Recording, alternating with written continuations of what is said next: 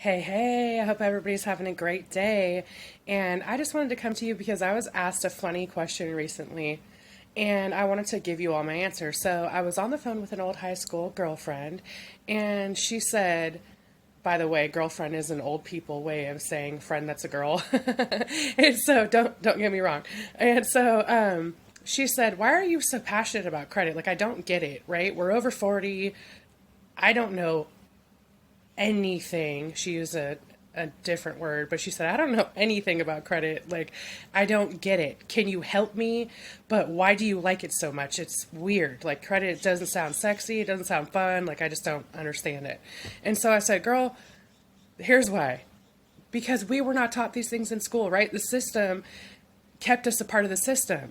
They were not trying to teach us how to move forward with our life really after high school, right? Isn't it funny? They taught us history we don't know is accurate. They taught us how to cook and home ec, but all these things, but they never taught us how to write checks, establish credit, use other people's money to get ahead faster in life. And so that's why I'm passionate about it. But further, it's easy to be passionate when there's a purpose.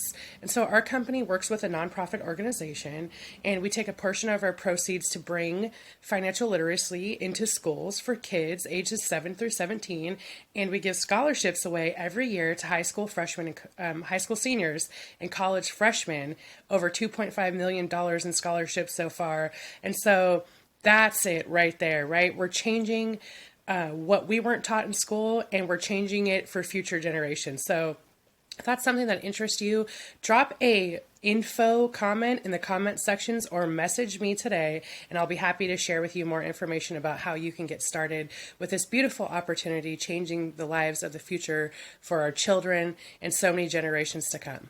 Talk to you soon.